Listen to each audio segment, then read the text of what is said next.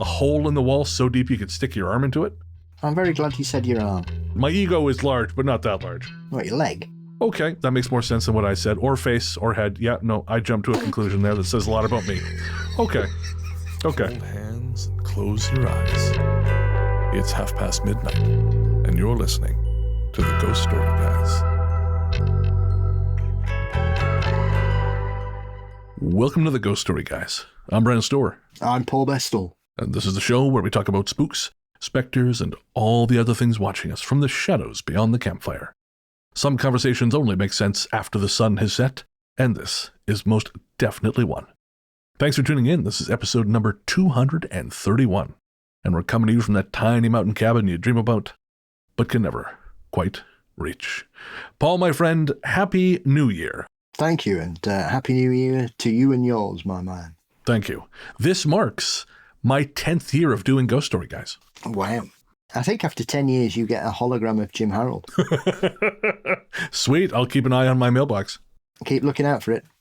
And on this episode, to celebrate the beginning of our 10th season, we have two sets of listener stories. And I am very excited to get to both. As with the best of our listener shows, they balance spooky stuff with the sweet stuff, with the sometimes the bittersweet that comes with the paranormal. And so I'm very excited to get to those. But before we get to those, Paul, I want to share with our listeners something that I've shared with you, and I shared with our audience on Facebook what had happened. So I am now in Victoria. 2 weeks before I got here, I got a message from Nikki saying that I think we have a visitor in the apartment. Now, because we live on the ground floor, that can be either a mouse or a rat in the walls, or, a spectral presence. Either thing has happened, and either are equally likely. But essentially, at one point, she was walked into the living room, and the brand new PlayStation just turned itself on. And then she started getting interference on her cell phone. And then a couple other little weird electronic things. This all happened over the course of a week. And then finally reached a point where the toilet was flushing itself. Now, we've had this happen before. And of course, this is sort of the thing that presages your experience at your haunted house growing up. So we just said, okay, well, we must have a visitor in the house. Again, it's happened before. No big deal. Not going to think about it. And then roughly a week before I got here, she started to notice a smell in the kitchen. And again, it happens sometimes that we have horrible drains. We've been in the same apartment for 15 years now, and they never renovate anything. So it's a little bit, it can get a little bit aromatic.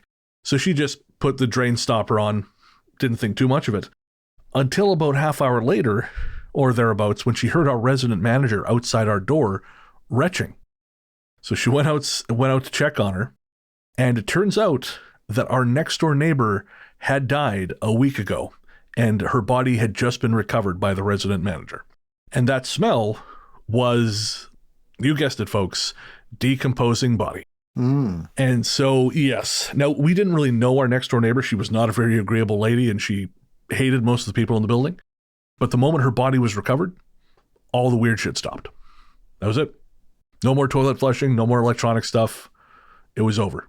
And I genuinely think it was because she wanted it to be found. It's, I remember years ago now, I watched a very disturbing documentary about a cleanup crew in New York who basically their job was that the city would contact them when they'd had a report of smells or liquid dropping from ceilings, those kinds of things. No. And basically they were just going round and removing decomposing bodies. And as they were talking about it, they were saying in certain occasions, it's the fluids dripping through that alert residents that there might be a problem. And I just thought, geez, and this was like, I don't know, 15, 20 years ago. And they were saying, if it's been more than a couple of weeks, the floorboards have to be ripped, everything's gone because it's all, you'll never get rid of the smell and all that. And I just thought, Jesus. And they were saying, I think that on this, they were saying they went to about between 2,000 and 2,500 residences a year. And I thought, what? That was the third death in our building in a month. And the second body that our resident manager had discovered. Oh. I know. I mean, whatever the woman is paid, it's not enough. And to make it worse, a couple days after I got here, we noticed a single police officer going to the building across the street, then followed minutes later by an ambulance, followed several minutes after by police supervisors. So we think it was a wellness check that turned into another body being recovered. And then the husband of one of the ladies who passed, she was the only one who was not, who passed and was found later. She was with her husband when it happened. And they're really lovely people, just such lovely people. They've been married for a long, long time. She passed. He was relying on his sister for help through it. And I want to say 2 days after the wife passed, the sister passed. Oh, I know we're starting off on a real up note here for 2026, folks. But yeah. Well, a friend of mine, her grandparents passed a week apart from each other.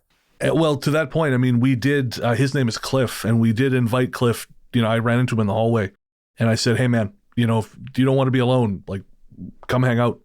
We've known Cliff for years." And he very politely said, "I appreciate the offer," but he said, "I want exactly the other thing." He said, "I want to be around no one and nothing." And so we're worried about him, but guys from that generation, they do things a very certain way. And so all we can do is keep extending the invitation when we see him and hope that, he takes us up on it. Absolutely. Very much so. Well, Paul and I are alive, and most of the folks around us are too, most. I'm mostly cheese now. Yeah. I'm 90% cheese and whiskey by volume. And we're going to celebrate this new year and our freedom by telling you some ghost stories. But before we do, we have to thank our patrons. This one's for the patrons. Patrons, we could not do what we do without you. So thank you. Thank you, thank you. For real, guys. Every single person who downloads the Ghost Story Guys, you help make us who we are.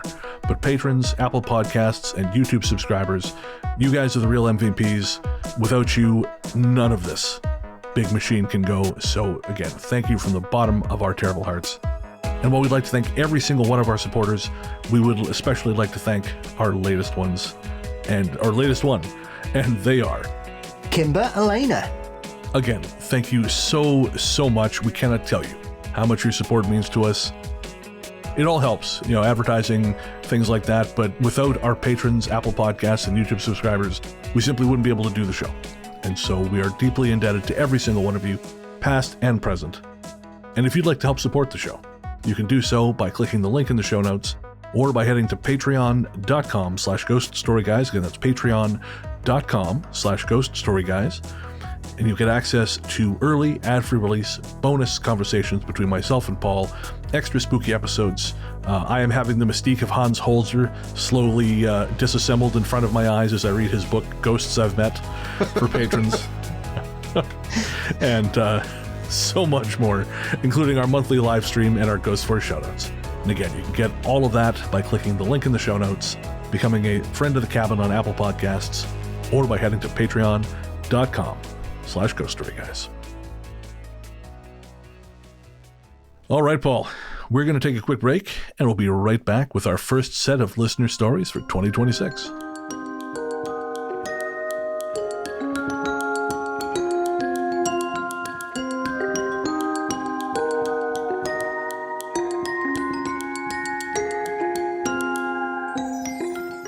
All right, so we are going to get started. Again, we have 2 sets of listener stories for you on this episode. The first one is from Senia. And Senia says, "Hi, Brennan and Paul. I have a new story for you that I would love to get your thoughts on. But first, I wanted to say thank you so much for reading my email in the An Old-Fashioned Haunted House episode. It was awesome getting to share my experiences and hear input from you both. I've been holding off on sending in this story because, unlike my previous ones, this is about my current house, and I've been a bit reluctant to acknowledge anything lest it decide to act up some more. But things are already a bit wild around here this time of year, so I figured if it's going to kick off anyways, I might as well talk about it. And Senia, I couldn't agree more." So, Senia goes on to say, "The street that we currently live on was a single farm property that was later sectioned out into individual lots. Our lot is still the largest on the street and was a site of the original farmhouse. Our detached garage is actually an original structure. The house, however, has burned down at least twice. When we moved in, we didn't really think much about it, as the most recent fire burned the structure to the ground, meaning it had been rebuilt entirely and had passed several inspections after. Plus, the fire had been started by a tenant being irresponsible. rather than, say, an electrical fire or similar.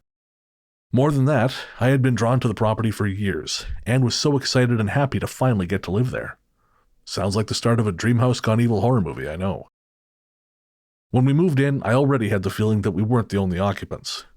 While everyone else was out picking up pizza, more moving boxes from the old house, etc., and I was starting to unpack, I spoke to the house and explained who we were, why we were there, and that they were welcome to stay as long as they were respectful of the fact that this was our house now. I also felt compelled to open all the blinds and windows, welcoming in the sunlight and summer air as a form of cleansing. The space seemed to warm up to us after this, and I felt comfortable, safe, and welcome. Inside the house, at least.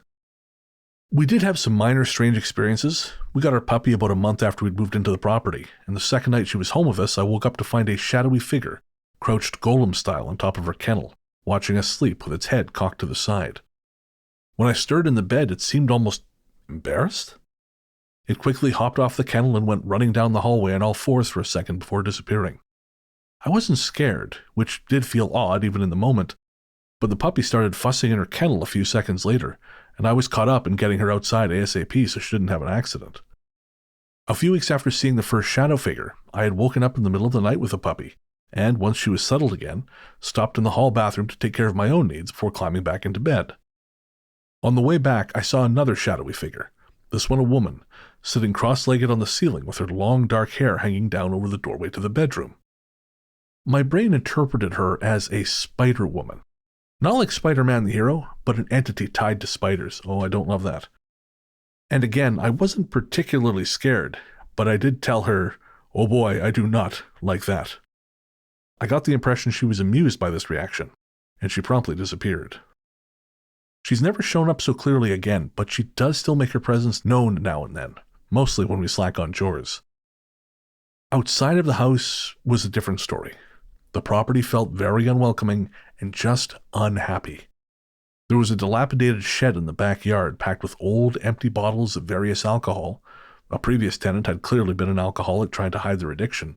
And a few feet from that was a 200-plus-year-old brick barbecue that had been filled in with trash and debris. It just didn't feel like our space, and we were about to find out why. About a week after meeting the others, my husband went out back to grill us some steaks. We'd done this countless times at our old house and had been careful about where we placed the grill. But when my husband stepped inside, literally a few feet away, to grab the steaks so he could throw them on, the entire side of the garage was on fire. He was thankfully able to put it out quickly with no real damage, but it was such a what the fuck moment. There was just absolutely no way the grill, in its current position, could have caught anything on fire. It was weird enough and worrying enough that I contacted my aunt and had her stop by for a cleansing. She also brought her pendulum, so once we'd walked the property and done what we could, we sat down to ask some questions. The first entity that responded told us he was a little boy around 11 or 12, which immediately had me squinting a bit. I said if it was really a child and really had no ill intentions, he was welcome to stay, but if he was trying to deceive us, he had to leave. He ended up staying and told us a bit more about the property, including that there were others with him, and there was something old on the property that was mad at us. Through further questions, we ended up putting together that it, something old, was upset because some trees had been removed from the property. They were partially rotten and dangerous, so they'd had to go, but we did feel bad we'd started off on a bad foot with whatever this was. After the cleansing, some apology offerings, and additional work to the property, things have been mostly quiet. We just make sure to tell the property/house anytime something is changing and why. A few more trees had to be removed, people visiting, new pets, and so on. Just in case. Activity this time of year, October to January-ish, always picks up a bit, and I think we get some things passing through, but I get the feeling our stable lot keep an eye on the visitors and keep things under control. I've only had a couple times where I went, nope, you're not allowed here. Time to get out. However, we do still have a bit of an odd fire thing happening. Candles reacting oddly, either very little fire or lots of fire, even on the same candle on different days, lighters dying more quickly or lasting forever, and flaring up randomly when in use, the wood fireplace inside staying blazing for longer than it should, the fire pit continuing to smoke long after we've put it out with a hose. Just small things like that. Recently, our dishwasher heating element got super hot. hot enough to deform and partially melt some plastic Tupperware, and then died completely a few days later. I was thinking about this later that day and kind of joked to my husband, it'd be great if our fire thing could keep things stable instead of making things too hot. When I opened the oven a few minutes later to check on dinner, the oven was way too hot, far beyond the 325 I'd set it to. I apologized out loud for being rude, and the heat immediately lowered to normal. Thankfully, dinner was fine other than that one part that had briefly caught, and I haven't had a flare like that again. I learned my lesson, though, and won't be asking our fire spirit for any favors again. I've included some pictures of our pup Cleo as dog tags, since she was mentioned in the story. And Senior Cleo seems absolutely adorable. She seems like just the sweetest thing. She's adorable. What a beautiful little dog. So, Paul, that's there's a lot going on there. That's really interesting stuff. The heat stuff scares the shit out of me. I don't mind telling you. Yeah. I think when fire is involved in paranormal activity, it raises the bar a little bit because it's always quite disconcerting. Because at the end of the day, it's dangerous. No ifs, buts and maybes about it. I've never been in a situation where I've had a major fire in a house I've lived in. I have had an exploding grill and the odd tea towel catch fire now and again, but nothing that required assistance from firemen or anything like that. And even then, your stress levels get a bit raised, even if it's like a smouldering tea towel that you have to just wang in the sink. So when you've got half the garage on fire, I'd be nervous about it as well. And it always is attached to malevolent cases, isn't it, really, as well? There's a lot of poltergeist cases with fire involved. I mean, one of Canada's most famous ones is there's a lot of fire in that, the Amherst case. Of course, yeah. Well, I feel like it's hard to have a cool and chill arsonist. It's cool it's hard to have a guy who's like, hey, I'm a fun spirit. Every now and again, I just like to set your garage on fire for a lark. Well, as we've often postulated about personalities when you cross over, I'm sure there has been enough situations in the past where arsonists have died and have come back as fire bastards, really. That's true. Oh, man, I never thought about that. Firebug ghosts. Why wouldn't they? Wouldn't surprise me. Just before Christmas, Nick and I went to go see a showing of Elf in theaters with a live orchestra playing the music. We went to that with a friend of hers from work and the friend's husband, and we went for dinner beforehand. And now I haven't had couples dinner with new people in a very long time. And somehow, I don't remember how, but somehow the conversation ended up talking about the hermit I heard the story of who lives outside of Revelstoke, who was kicked out of forest firefighting school because he had devised a plan to burn down an entire town. And let me tell you, this is not inspired dinner party conversation. The subject was changed pretty quickly. Yes, as soon as the word arson is mentioned, I always remember that segment on Unsolved Mysteries with that guy in one of the southern states who was just going around burning things all the time. But it also opened my eyes to the fact that police investigators are very aware that most of the time the arsonist will be in the crowd watching the fire. Right, because of the visual of it is such a strong thing for them. Absolutely. But this guy used to video him, and you can hear him like going, oh no. I mean, they caught him in the end, but he'd murdered several people. I think he killed a former NFL player who'd opened a church somewhere and burnt it down, and he died. And they were after him for ages. But there was a copper, I think, as well, a few years ago, either a fireman or a police officer who was caught, and he was an arsonist. Man alive. Well, yeah, this guy, from what I understand, the guy in the story I'm referencing, he was very intelligent, and he was literally, training to become a forest firefighter. And part of their training is you have to come up with you sort of have to put yourself in the mindset of an arsonist. How would you start? What is your fire plan? To show that you can sort of anticipate what does what in terms of its effects. And I guess this guy's plan was so good, was so airtight and detailed that they thought, no, this person is not psychologically well. He was trying to pretend to be a fireman, not an arsonist. How's that? So he was pretending to be a fireman then, not an arsonist, because he was an arsonist. Oh, there we go. Wow, that was a whole a mental double jump of which I was apparently incapable of making. Good Lord. Yikes. Have you been on the Benadryl? Yeah. Should have carved up before I did this thing. Can you see a weird creature in my room with red eyes anywhere? Are you all It's right? Jim Harold. It's just mold. Yeah, there you go. Well, at least it hasn't turned us into J.K. Rowling. You know, we're just hallucinating monsters. We're not becoming transphobes, so that's good. Yeah, thank goodness. I'd rather be an arsonist. Yeah, 100%. The other thing that occurred to me, though, just in terms of what Sina is experiencing, it sounds like what you would describe like as an elemental spirit. Yes. You know, if we wanted to sort of set aside the possibility of it just being like a real pissy arsonist come back from the grave, it kind of sounds, like a being who that's its thing is fire. You know, I remember years ago our family went through something like that where it was like both me and my mother separately, because again, I don't live anywhere near my family. At the time I was living in Victoria, my family was in Revelstoke. We were both smelling heat and fire. Like not fire, but heat. You know how heat can have a very particular smell? Like if it's like a hot element or a hot radiator or something. We were both experiencing that. And I actually, at one point, when Nick and I were driving back home that year, because it happened around the time I was coming home to visit, I had to pull the car over to the side of the road because I thought my leg was on fire. Whatever was causing the sensation of heat, it had gotten so intense that I thought like there was a fire in the seat of my car and that I was burning. And it never amounted to anything. It's, 10, 12 years ago now, so nothing came of it. But it was fucking bizarre. I mean, this is the thing as well. I think it's only recently that people have begun to reconsider the possibility of it being elementally based rather than it being a haunting or something or a poltergeist. Because I've spoken to people and they're always saying when people are talking about particular cases, it's either a ghost or a hoax. There's no in between. It's Weird. Black or white. And so essentially elementals have always been around us. They've always been part of folklore in every culture on the planet. And so they didn't just stop hanging around just because we went, hey, science, technology. Right. The elementals are like, well, I don't really care about that.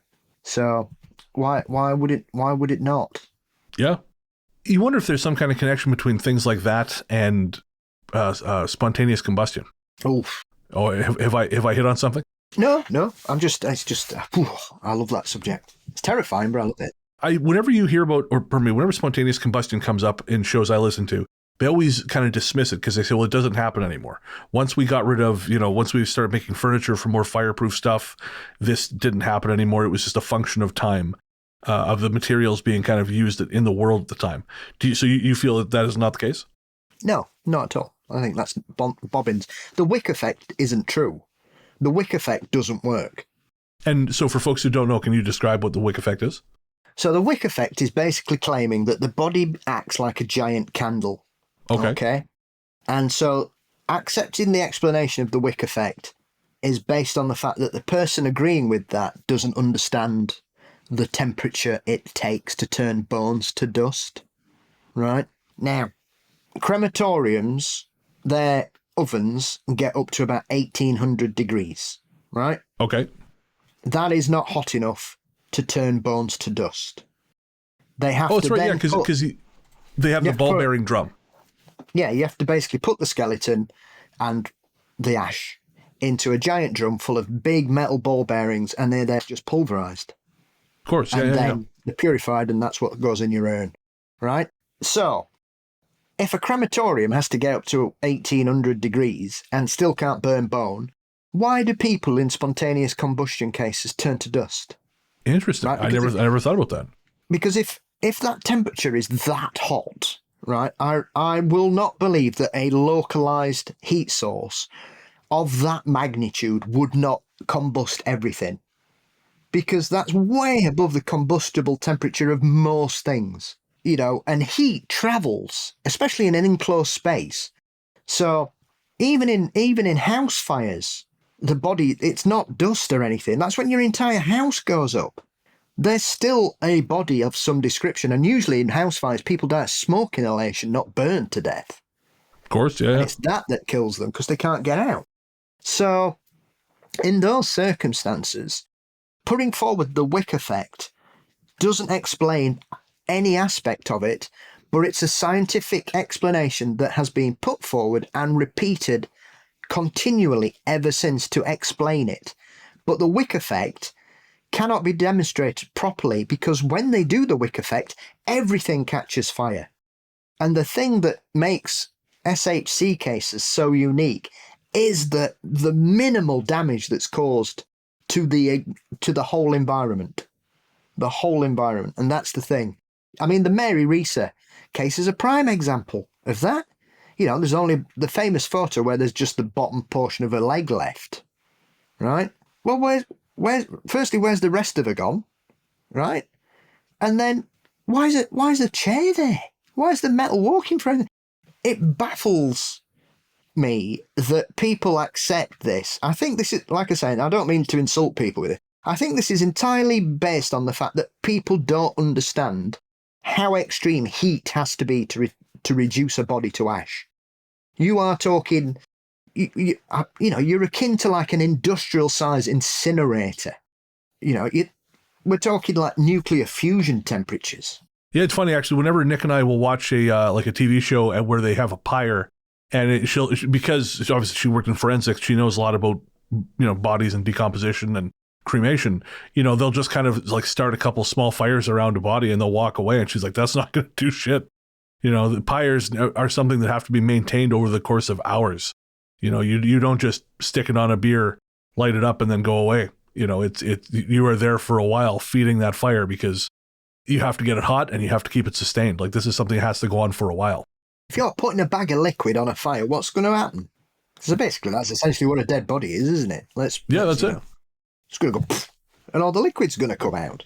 I mean, that's the other argument as well, is how does that happen if the human body is mostly made of water? For me, I think it is some kind of chemical reaction that causes some incredible internal fusion of some description. I'm not suggesting it's, you know, like in the old days, you'd read books and they'd be on about these special lines and you'd be like, Christ, I hope I don't live near a line because I might catch fire. Because this is one of the things that used to terrify you as a kid growing up, spontaneous human combustion, quicksand, you know. These were the things I was terrified about. You know, people wouldn't even get in baths after watching Jaws, never mind reading about spontaneous human combustion. So I just find it fascinating. I mean, the last recorded case was in Ireland in 2011. Really? Yep. And so what were the circumstances there? There was a guy just caught fire walking down the street. The coroner ruled it spontaneous human combustion. Jesus, so just walking, holy shit. So yeah, you can't blame, you know, polyester furniture or whatever for that. I remember seeing an interview with a British fireman, and they were on about a homeless person they'd found in a derelict building. And when they got there, he was on fire. And when the fireman, he said, I came over to him, and he basically said he'd got like a hole in his stomach, and this blue flame, like a Bunsen burner, was just ejecting out of it, just going Jesus it was like Christ. A gas leak. He said the guy sounded like a gas leak, and he was still alive. He was like crying out in pain and everything. Put him out and he died, obviously because of his burns. But he says it's the strange, I've never seen, he said, I've been to house fires, I've been to car crash fires, I've been to places where I've found bodies that have been burnt. I have never in my career seen anything like that at all. It was the freakiest thing he'd ever seen. I'm trying to think what that was on. But there was a whole episode about it, and then you get the guy going, oh, well, it's just the wick effect. I mean, the other thing about the wick effect as well is you need an ignition source to start it. That's how they do it. And so you basically have to wrap it in a flammable material. You have to have fuel, and you have to have an ignition source. Whereas in the majority, I mean, the strangest one I ever heard, because I did a whole episode on spontaneous human combustion about 4 years ago, and I was so excited to speak to Larry Arnold about his book Ablaze, because that's just amazing. There's a case in that where a woman shouted, I can't remember if it was her daughter or a friend or something, and asked her to go to the shop and get her some cigarettes. She went to the shop, came back, and she'd burnt to death. 15 minutes. Wow. And there was something really weird about that.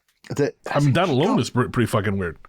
Well, yeah, but there was also like stuff really close to her.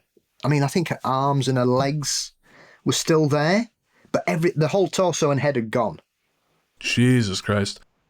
And that was like a minimal amount of time. There was a fireman in Canada, I think it was, who burnt to death, the fire service said, oh, well, he must have been smoking in bed. Family said he didn't smoke. He was a fireman. Oh, well, he must have been smoking. But he didn't smoke. Yeah, he must have been smoking. Oh, is that it then? Yeah, I guess I'll go fuck myself. Yeah, I mean, this is the other thing as well. In certain cases, people go to their properties and the door handles are so hot, it hurts. But the body's not next to the door. It's like in the back of the house or in the bedroom or something. So if it's that hot to heat a door handle, why's the rest of the house not gone up? It's almost like there's a certain frequency that's resonating and heating up. Because you wonder, like I wonder if you were to feel other pieces of metal in the house, if they would also feel warm. If there's something, some frequency that's vibrating, or something that only is resonating with metal, that is causing that to sort of maybe microwave. And I don't know. I don't know enough about. I know I can burn shit plenty. I just don't know how it works. There was another case here, I think from Britain. Hoarder. His house was full of newspapers. He burnt to death. But the newspapers were fine. No. Jesus Christ. There was like a thick yellow film all around the house. Interesting. There's a few cases where that's been reported, like a waxy substance on the walls and the windows and stuff. Could it be the fat from the body? Could be. Oh. I mean, if you can get hold of a copy of A Blaze, after about 4 or 5 cases, you'll suddenly think, hang on. I'm not saying it's paranormal. I think there's a scientific reason for it. Right. I think there's some kind of chemical reaction in the body. Because this is the other thing that people, like I said earlier, and I've gone on a tangent here, I do apologise. As I said, most of your body is made of water. But we also know that water or liquid only has to get to a certain temperature to turn to steam. Sure. It's part of the heating process.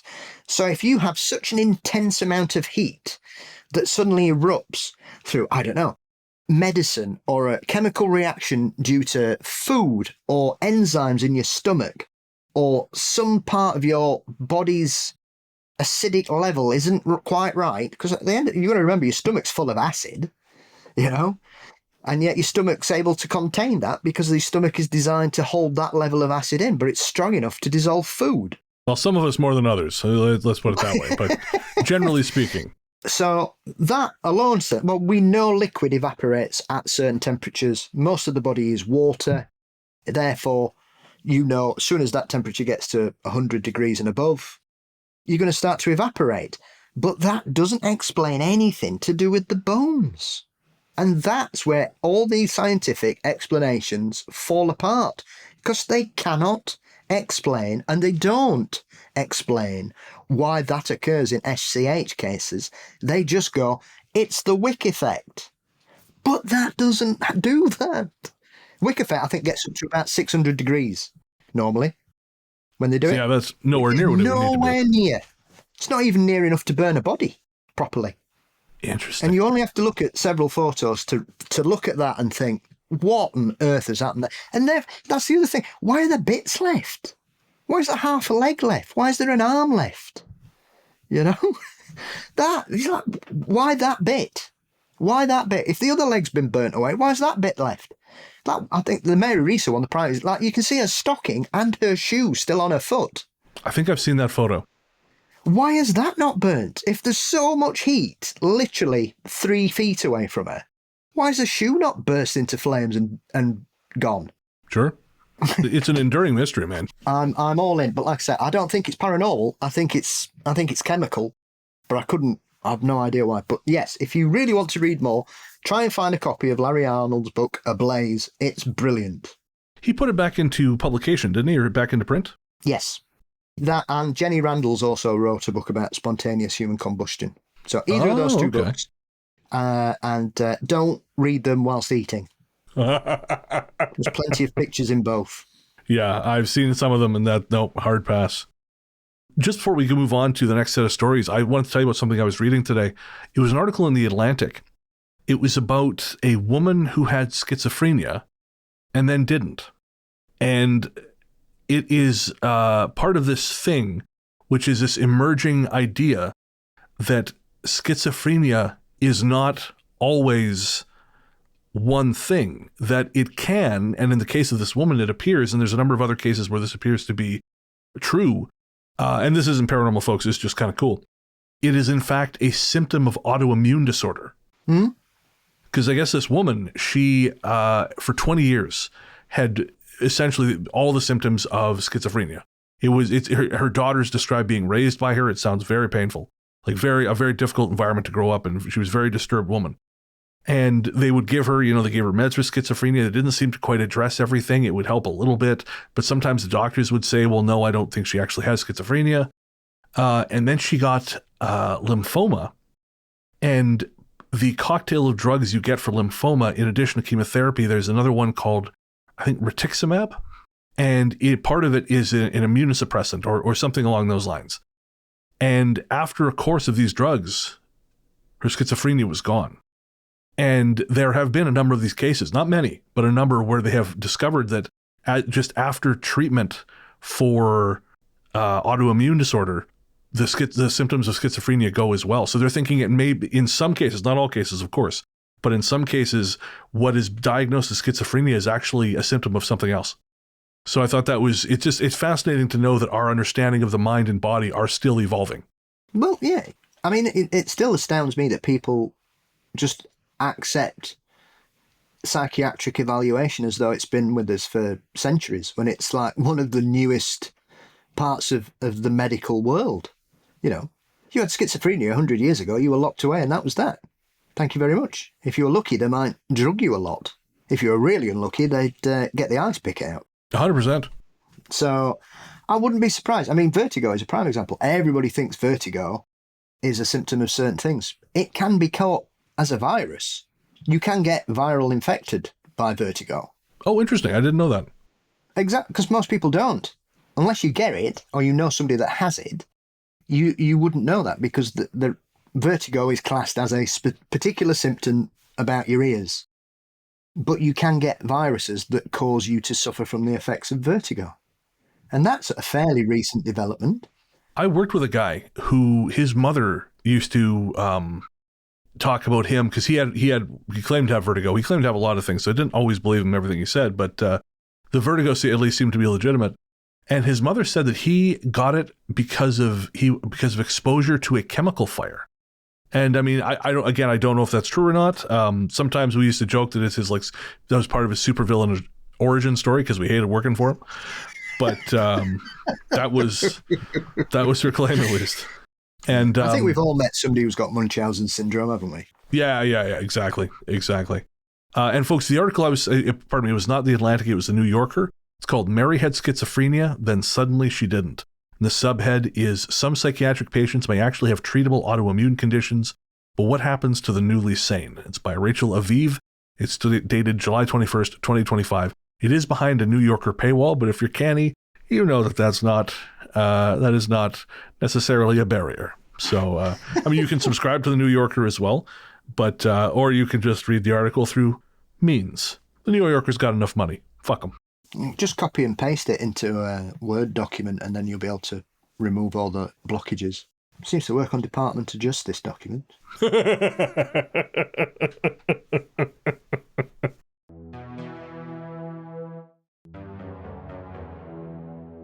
Our next series of stories is from our listener, Felicia. Good evening, Brennan. So happy that you replied. I have admittedly been so busy with work that I haven't had time to sit down and reply until now. I have lots I wanted to share with you. I was very inspired by the Haunted Canada episodes, especially since I am Canadian, although I'm Indigenous, so I'll try to format this email so that it's easy to read. I've been wanting to write in for years. I, like some other listeners, have been listening to you and Paul through many major life events. I'm also a patron member. Woo! I love the show, and I found it in 2020 during the pandemic, and it's become my favourite podcast of all time. Like I mentioned, I'm Indigenous from the Mi'kmaq community in New Brunswick. I'm a teacher and educator, and I work in our community and teach curriculum and traditional knowledge and culture. I grew up here and have lived here for most of my life, minus some wandering in my 20s. Growing up with my family, ghosts and spirits were very normal and part of everyday life. Ghosts or spirits are woven into our cultural stories, and spirits and ghosts are very much important and part of our culture and spirituality. I never thought twice about it, as my mother, grandparents and extended family all pretty well believe in the supernatural. Even before my time, my great-grandmother was well known to be sensitive to the paranormal and beyond that. There are several family members in our line that have stories. An example of living with the concept of spirits or ghosts is how my family would always tell me to give a tobacco offering in the river next to our community to please the spirit of the water so it wouldn't drag anyone away into the falls. I always do this even to this day, and a lot of our stories are about respecting the natural world, spirits, or life of the places we grew up. I myself am very sensitive to the paranormal, and I've had several experiences, and it's happened so regularly that I just accept it as true. I'm not sure about what is beyond, but I know there is more going on that we can see. And I also believe in my culture's spirituality. It's hard to explain, but I will know when a presence or spirit is around me. I think some people are more in tune or sensitive to this than others. For example, one of my brothers says he isn't and doesn't feel anything, and I think different people's senses could be sharper or weaker, depending on what factors. To that, I have no idea. From a young age I've had experiences, and seeing it for myself has always emboldened my belief in the strange. I've many stories, but I thought I'd outline some highlights. Also, I have some more New Brunswick stories, and I also know a folklorist from New Brunswick who may be able to add more too. My first paranormal encounter was with a shadow person. When I was around 8 years old, my parents, brothers and I were out later that night than expected. We had to do groceries and only got around to shopping at night. My parents pulled up in our driveway, popped our trunk and handed me the keys. They asked me to do them a favour and unlock the door while they gathered the bags.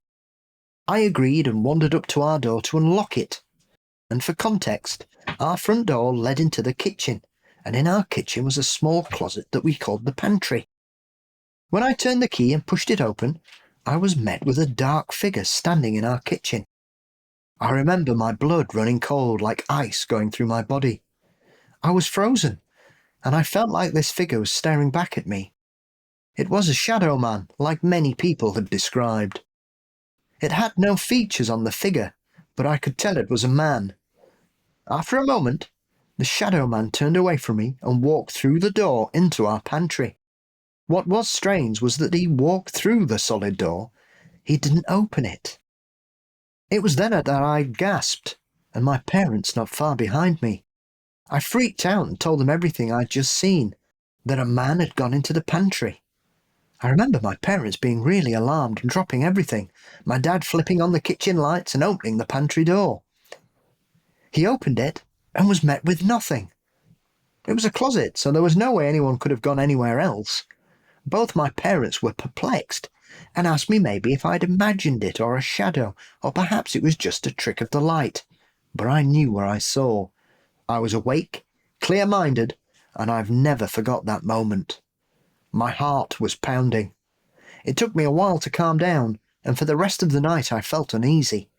I remember walking through my house searching for this mysterious figure, but he was gone, to my knowledge. This was the first instance of many where I started to be followed by this figure. 2 days later, I decided to take a bath in the middle of the day. It was a Sunday, and I was relaxing. I drew a bath and took my toys with me to play. Our bathroom had one of those frosted glass doors that shut over instead of a curtain. It was frosted so you couldn't make out the details of the room very well, and for context I'd locked myself into the bathroom and there were no other doors. I knew I was alone in there, and as I was sitting in the water playing, something seemed to block the overhead light. The tub got dark. My head snapped up and I saw a dark figure, blurry because it was behind the frosted glass. It stood there for a moment and then strolled by. This was no trick of the light. It walked like a person. I remember being so afraid and paralysed that it took everything in me to muster the courage to get out of the bath. When I opened the frosted glass doors, no one was in the bathroom, of course. I was terrified, however. I knew somehow that this was the same shadow man from a few days earlier. I had a hunch.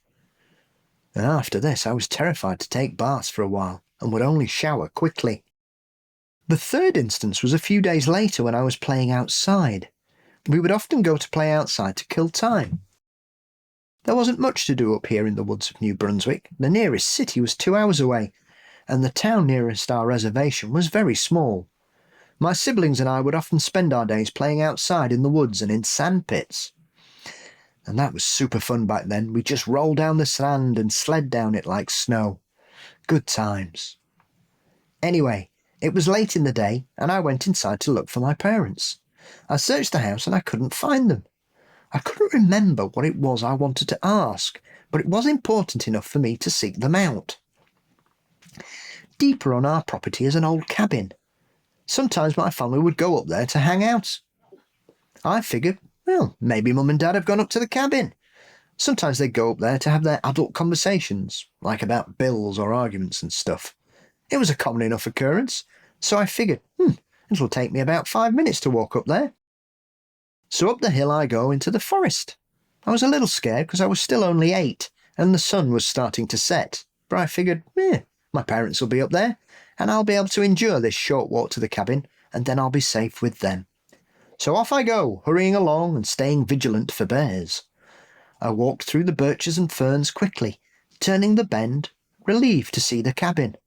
I walked up to it, pushed the door open, and I was horrified to see that there was nobody there. Horror filled my little self as I realised I'm in the forest, at night, in this creepy dark cabin with the sun going down, all alone.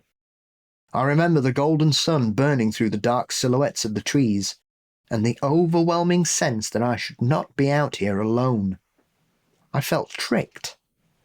I didn't see anything, but I felt the similar presence of the Shadow Man, and I felt like I'd been tricked. I think, fuck this, and I book it. I turn and start to run back home, and as I'm running home I hear a voice in my ear whisper very clearly, "Don't leave." Pure terror for me. I'm in my 30s now and I still remember this vividly. I'm in tears, my heart pounding as I made it back to the house and ran inside. I don't think I've ever run as fast in my life. Hell no is what I thought. My parents were there when I got back and confused about where I'd been. I'm not sure where they'd been to this day. Anyway, I explained everything to them and how I'd heard a voice. My dad didn't believe me, but my mum did. I told her that I am definitely being haunted and I don't know what to do. She comforts me and tells me that she will call my grandfather to help. By the way, my dad's an arsehole and we're estranged now. My grandfather will be laced in these stories. He was a very well-known, respected Mi'kmaq elder. He believed me right away and told my mother and I not to worry. He'd take care of it.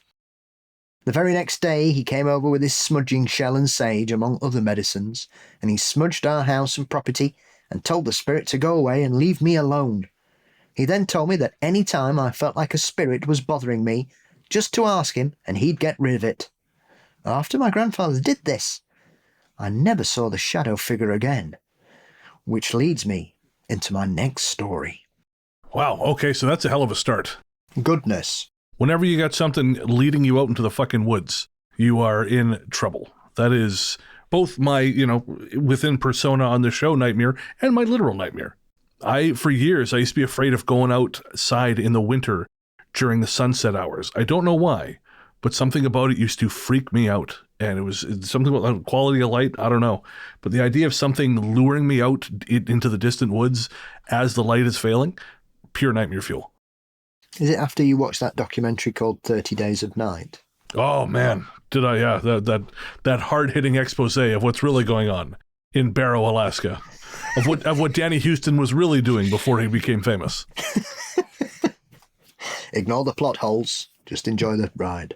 Yeah. You gotta, sometimes some movies are just good enough. You think, I'm not too worried about it. Like last night we watched the last Mission Impossible movie, The Final Reckoning. And I'd seen it in theaters, and the stunts were incredible, but the plot, I thought, there's some issues here.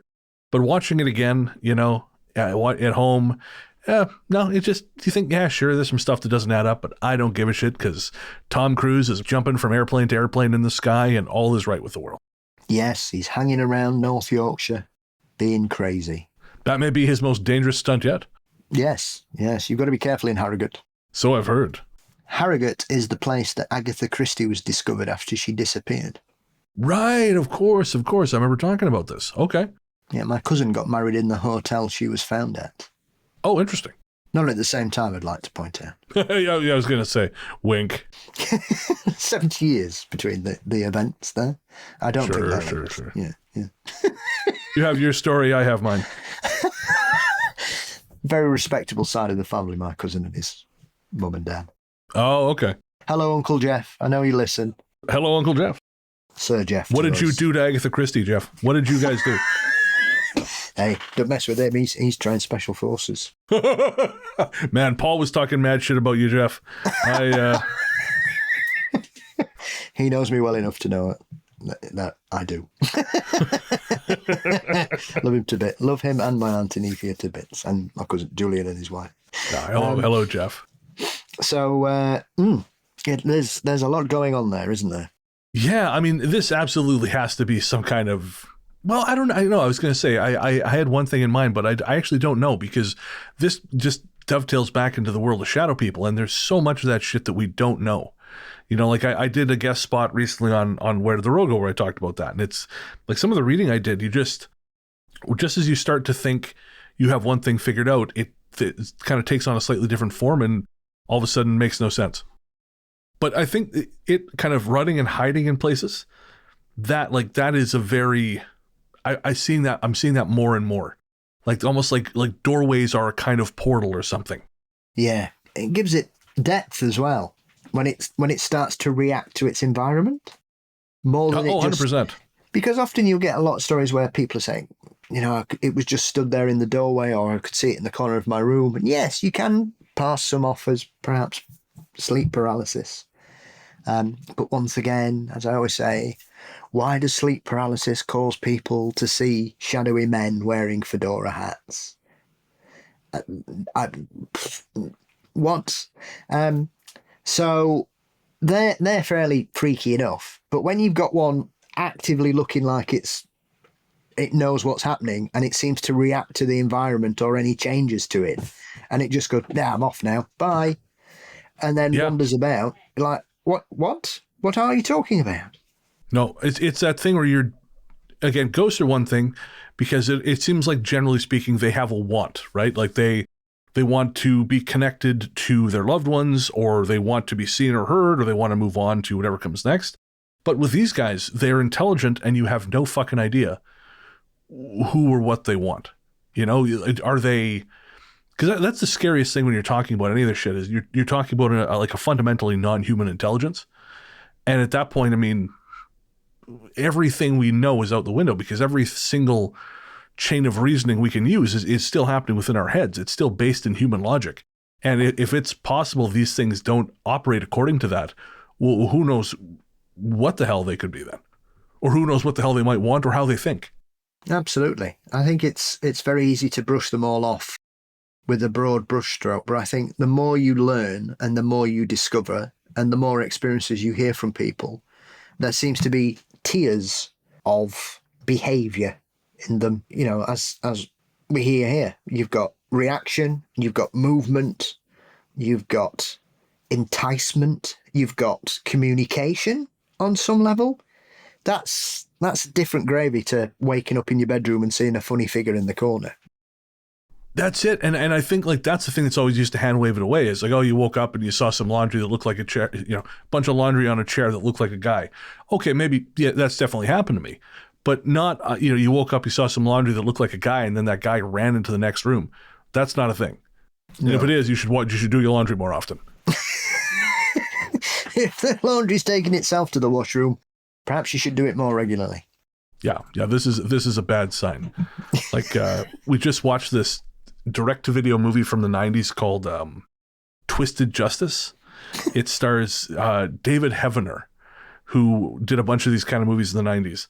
And he plays this, the whole thing's it's not played for laughs, but he is very clearly in a very different movie, or he thinks he is. But his character, this police detective, he sleeps in like white long pajamas in a tub. Right. And whenever he gets up, he is covered, like, the white pajamas are just stained to a nightmarish degree. And If your laundry looks like David Heavener in Twisted Justice, then shadow people are the least of your worries. It's going to make sense to like 1.5 people listening to this show, but I swear to God, if you look like, again, if your shit looks like David Heavener, you've done something wrong. At that point, the shadow people might be coming as an intervention. Maybe we were what it haunting is. you, but now we're just kind of worried about you, man. Yeah. A washing tablet company has sent them round. That's what it really is. The most long tail of marketings. Yeah, Theo gets it. You got it, Theo. I don't know why he's shouting. Great. Well, I'll keep an eye on shadow people behind you. Okay. It reminds me of when, do you remember when we did the Clap for the Hat Man episode? It's about 3 years ago now. But Anthony did the research for us on that one. Yeah. And his wife, Krista, had a Hat Man turn up in their house. Yeah. And she didn't know that he'd been working on the research for the episode. Don't love that. I've dealt with worse. I'm just imagining the Hat Man coming into your pub and getting the shit kicked out of him by the king of the Romany. Or the son of the king of the Romany, all 6'9" of them. Yeah. Shotgun Frank in one corner. Dennis and his blades in the other. And then you've got the king of the Romanies wandering about. Great times. Shadow Man does not stand a chance. Switchblade Malk as well. He was another. Jesus Christ. What a menagerie of characters you've interacted with over the course of your life, my friend. Yes, certainly have. And more to come, no doubt. Oh, I have no doubt. All right, so continuing on with the story. This next section is called Skademuch, which, according to Felicia, is a spirit or ghost in our language that follows you. When my grandfather was young, he lived here too. He was actually born on a reservation at home in the 1930s, not in a hospital, and he didn't have an official birth certificate until the 60s. He was one of the last indigenous people to be really off the grid in his youth. My ancestors before that all lived off the land, or mostly partially off the land here. My family lived very rurally on our reservation, and there was very little to no work, so they survived off the land and by hopping the train. It was a train for mining, not a passenger train. They would literally jump on the train as it passed through the community to get to town, to do odd jobs. Sometimes it was lumber work, sometimes selling crafts or signs. Keep in mind, this is my grandfather's story from his youth that I'm now telling you. This would have happened about 1953. My reservation has 2 sides to it. This division is no longer there because the roads have been developed more and our population on the reserve is bigger than it ever was. The dirt road between the 2 sides has been paved and built up. Some of our reservation's residents lived on the other side, one of them being my grandfather's cousin/friend. My grandfather had visited his cousin and stayed a little too late. He realized this and told him, "Well, I better head home." He was not excited to venture out into the dark, but he was young and convinced himself he was brave and could do it. He had to go through the trail to get home. As he was walking, he began to hear footsteps behind him. When he heard them, he stopped. They stopped. He turned around, and nothing was there, so he figured he was imagining it. As soon as he started walking again, he could hear the footsteps. Again, he stopped to look. Again, nothing. My grandfather began to hurry, the footsteps following along diligently. He figured this time he wasn't going to stop. He was going to surprise whoever his stalker was by jumping around. So he did just that, and when he turned, he was met with the sight of a small fir tree. Confused, but relieved, my grandfather laughed it off. He thought he was silly for being afraid of a tree, although he didn't remember passing it when he'd walked by a few moments before. It was unusual, but it was just a tree, so he kept on. Grandpa hurried through the trail until he was home. The footsteps were running behind him, and he was scared. When he reached home, he was so relieved to be there safely. My grandfather proceeded to tell his grandfather and mother about what had happened. His grandfather explained that it was a spirit, a Skademuch that had followed him and likely wanted to play tricks on him. He told him not to be afraid and that all he needed to do was step aside and let them walk by. He said you need to tell it to keep going, or siawatsit in our language. And Felicia, if I mispronounced that, my apologies. My grandfather nodded, and he kept that advice with him for life, and he passed that down to all of his children and us grandchildren. Anyway, my grandfather told him about the odd fir tree, and that he'd go chop it down the next day in the light. In the morning, he took an axe and traveled back out into the trail to do just that. To his surprise, the tree was no longer there. That always scared my grandfather. but he loved to tell this story. Actually, I just found an excerpt from my grandfather about this story, and it's in the cadence of how he used to speak. How special. "We had one about Scadamooch," says Sewell. "Do you ever walk at night and feel like someone is following you? Well, my grandfather says that's Scadamooch. Scadamooch is a spirit that emanates from the body and travels. Sometimes the person who's died wants to get revenge on you because he didn't get along with you during his lifetime, so he'll follow you and then pick a fight with you. My grandfather always said if you weren't scared of him while he was living, you're not going to be scared of him when he's dead. So what you do is you jump aside and say, Siawatsit, or keep going. I've got 2 or 3 stories where that happened to me, and they never bothered me after that. In my lifetime, I've had such a spirit follow me while walking the roads in our community. It has happened to me twice, and each time I have done what my grandfather and his grandfather has said to do. I moved out of the way and told it to keep going. Bonus points if you say it in our language. I've always wondered if the spirit is the same one or different ones." This is very similar to a phenomenon that my cousin and I experienced, and I've talked about this on the show before, when we were walking around Revelstoke very, very late one night. We were on the Greenbelt, which is it's a what would you call it? Like a dike, I guess. It's the top, walking along the top of, it's a trail on top of a dike by the river. And we thought we were being stalked by a cougar. So we just assumed that's what it was, which is, not awesome, obviously, but it's not paranormal because it was quite late and we were up on top of the path and it was down in the trees. And then I was talking to, or I was approached by a friend of my family, a guy named Jeff. And Jeff, if you're still listening to the show, hello. Hello to my Uncle Rob, if you're still listening to the show. But he told me that he'd had a similar experience, and he named the area, and it's exactly the same area my cousin and I were in. He said it's not a cougar, it's not an animal. He said it just seems to be in this one area. It seems like something will follow you. And the thing I really found interesting about Felicia's perspective here is this idea that you just say, hey, keep going, and you get out of its way. Because same thing with the shadow people, I think we've got this notion that we're on the top of the heap. So this thing must have something to do with us or must want something from us. When in actual fact, it just as well think, get out of here, you scumbaggy lower physical life form. You are an annoyance in my path. Wouldn't surprise me in the slightest. That it is fascinating. I love learning things from other cultures. Really, really kind of pulls you in, doesn't it? It's fascinating to hear these kind of ways you deal with them. I mean, that's brilliant. You just get out of the way and go on then, on your bike, get out. Yeah, that's it. But wise words again from the grandfather. If you weren't scared of them in life, why would you be scared of them when they're dead? I mean, in fairness, I can't see him, dude. I can't see him. He thinks you can't see him. Oh, yeah, I'm just going to start, shadow boxing the air in front of me. I'm just swinging my fists, Ghost, and if I happen to hit you, this is between you and my knuckles. Well, like Mr. Hyde says to Griffin in the League of Extraordinary Gentlemen, he's always been able to see him. He just liked to pretend he couldn't. Since I remember how that ends, this has taken on a very dark turn. Yes, that's one of the best segments of comics I like to let people who don't read comics read. Which is saying something, but that's the most accessible of the Alan Moore League of Extraordinary Gentlemen comics. Boy, those get weird, like everything with Alan Moore does. Well, I like them. Oh, I do too. But they're still weird. Yeah. I can imagine if you that much. Well, okay, that's good too. There's a line. All right. Well, we contemplate exactly what that line is for old Alan Moore, which is really not something we can talk about on this show. We're going to take a quick break for some ads.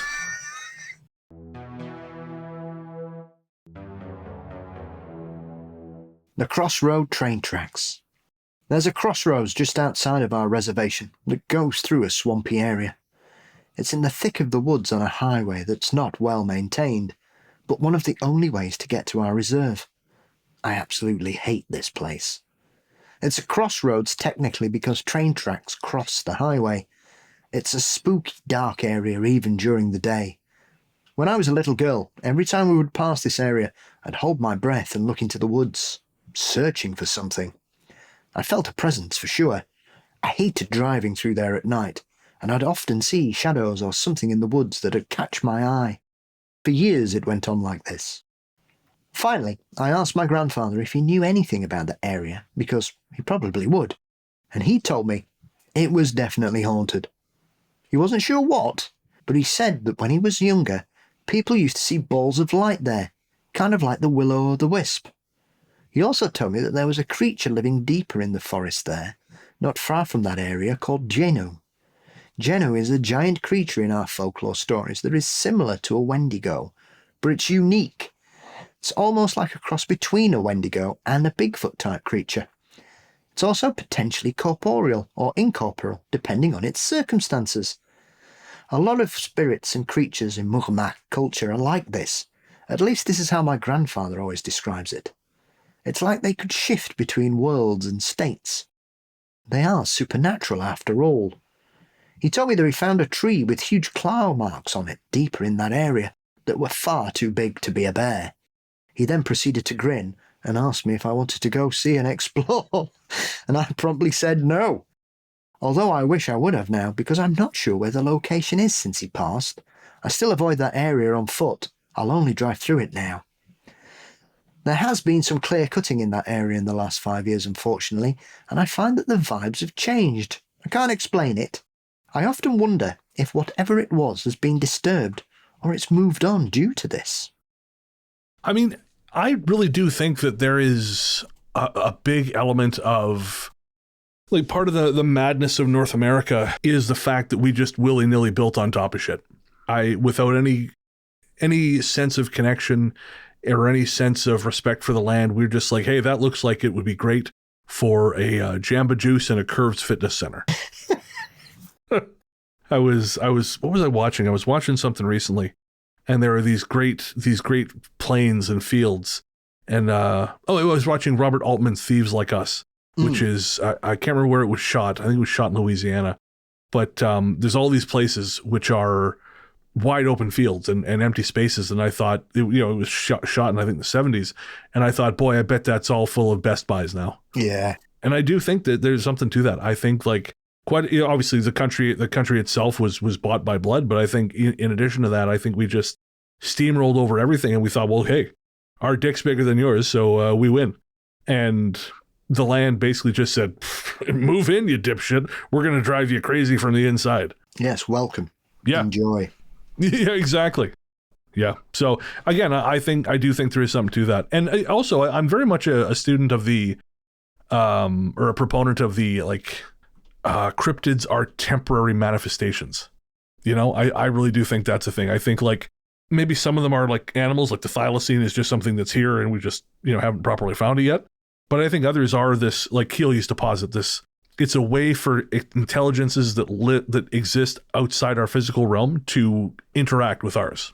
I do think there's something to that. Good for you. If you can't think of anything nice to say, just mute Bren's side of the call. No, I think there's a lot to that, but I don't think we've got 16 hours to pull it apart. Well, give me just a elevator pitch, or a what do you call it? Just like a tagline or a slug line. I believe that there certainly has to be some kind of paranormality to reports of certain cryptids. I would suggest that probably Dogman would be the only one that jumps out off the top of my head, because there is nothing in the fossil record that suggests a creature like that has ever existed at any point on the planet. Whereas we know large apes have lived amongst us for thousands and thousands of years until only recently. I certainly think that's what's happening with the Wolfman sightings here on the east coast of England. I certainly think they're more spiritual than physical. I hadn't heard about this. What's the score there? That's Paul Sinclair's Wolflands. That's what that's all about. Oh, okay. I still have not seen that film. I think it's finally available here on Amazon, so I got to watch that. Yeah, that is basically 6 or 7 people that have had face-to-face encounters with wolfmen. Interesting. So, this is a bit of a spoiler, obviously, but like, what are they seeing?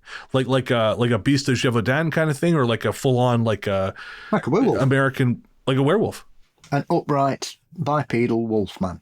Son of a bitch! When you watch it, tell me which one of them is the scariest story you hear, because they're not just Paul talking about them. It's Paul speaking at the location with the witness. Oh, okay. So he goes to all the locations where people have had one. There is one that I find particularly unnerving. one story, location, or both? Both. Okay. Let me see if that's streaming here, because I might watch that tonight. I know Nick and I, we're getting a little tired of terrible 90s thrillers. Yeah, I love it. I think it's a great documentary, and I can't wait for the second one, whether I'm in it or not. Has that been decided, or is that... It's still filming at the minute. Oh, right. Okay. But has your presence been sort of confirmed, or... No. Okay. Wink. No, it has, no winking about, no. Oh, okay. Besides, I might be too busy. I might have another iron in the fire, but we'll talk about that on a different day. Okay, all right. I'm always interested to hear about what Paul's got going on. You can't quit on me, though, because the show cannot be Ghost Story Guy. I would never do that to you, my friend. But you were saying something when I interrupted you. No, I was just being deliberately vague. Oh.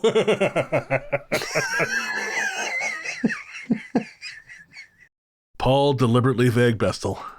Yeah, most of my romantic life, that. Mine is clueless. Brennan, romantically clueless Storr. Brennan Silverstone. Oh, man.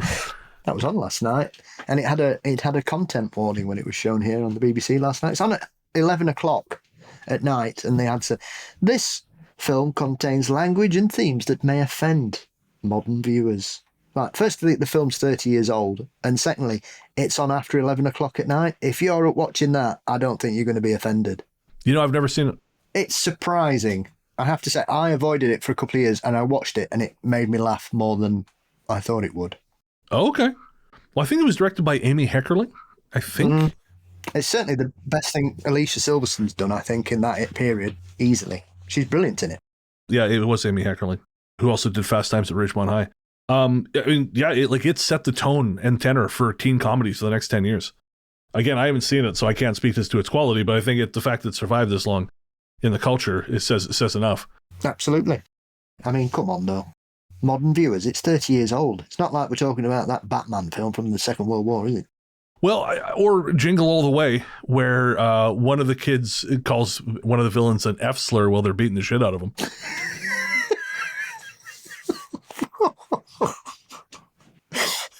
Well, it's like that delightful film that some people think is a wonderful children's film, Short Circuit, with one of the main characters who was blacked up all the way through it. Oh, yeah, that's, what's his name? I can't remember.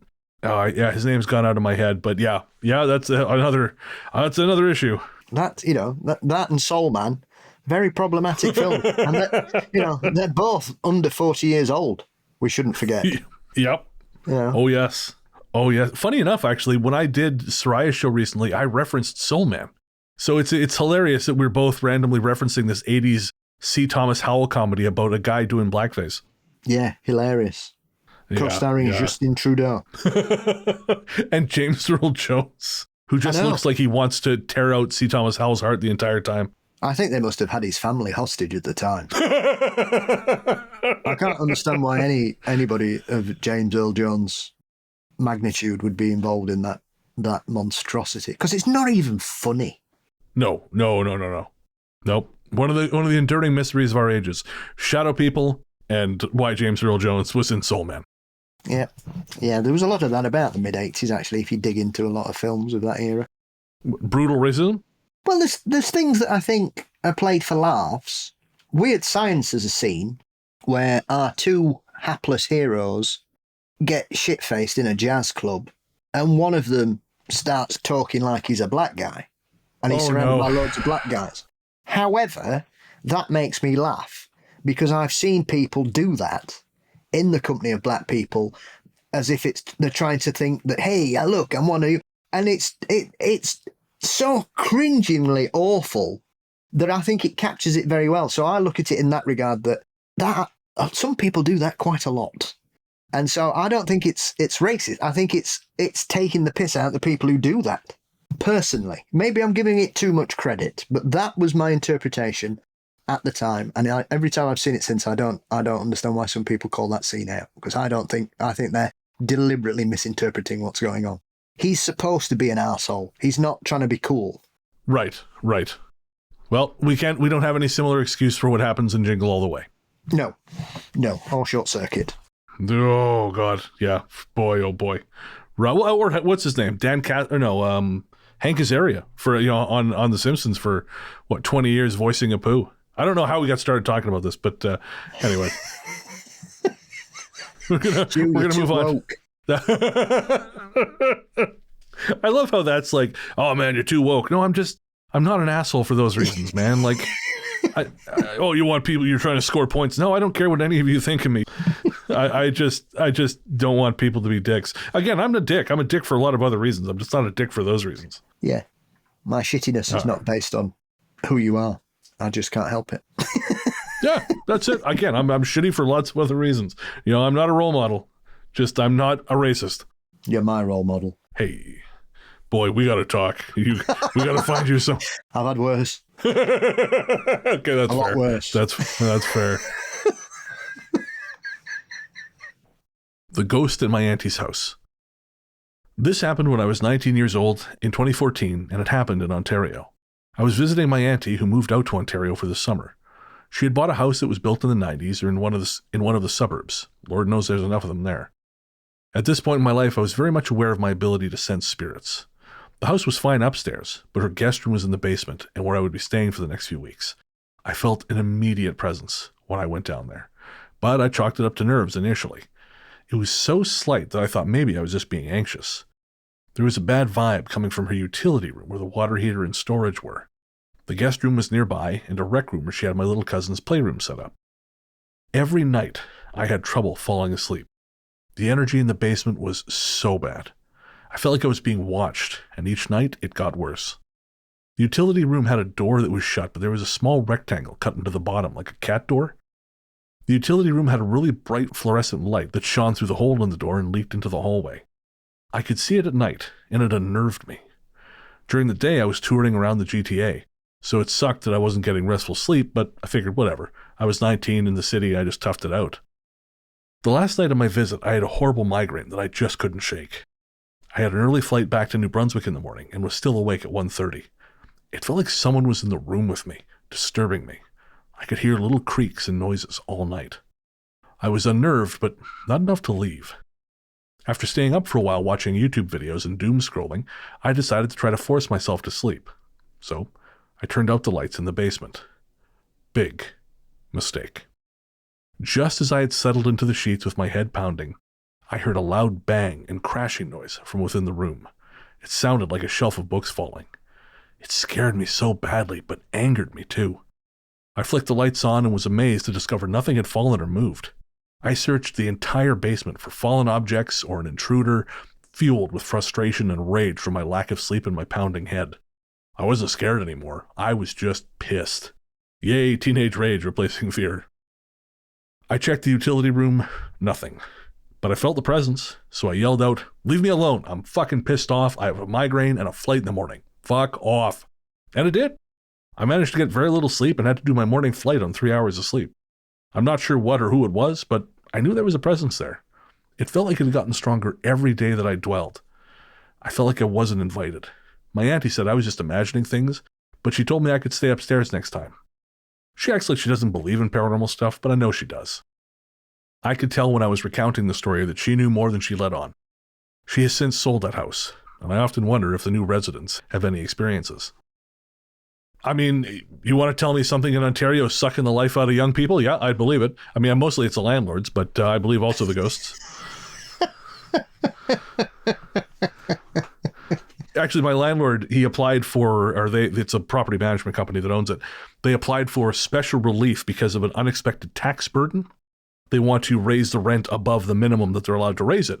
So everyone in the building just kind of bent over and went, "Okay, yes, sir," But there is an appeal process, and you can submit a counterpoint if you want. And I knew it was fucking pointless, but I did it anyways.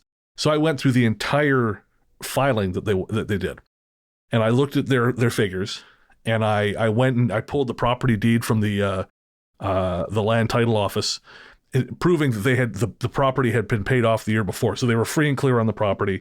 I ran the numbers for what they claimed was their monthly gross income, projected that out to a year. This tax change represented exactly 1.7% of their annual income. And I said, "So you want to pass this on to taxpayers?" because apparently the government is now in the business of supporting private companies' balance sheets. And they didn't send me a note that was a giant middle finger that said yes underneath it, but that's essentially what I got back. So I'm sure we'll be paying more than 1.7% increase too, these motherfuckers.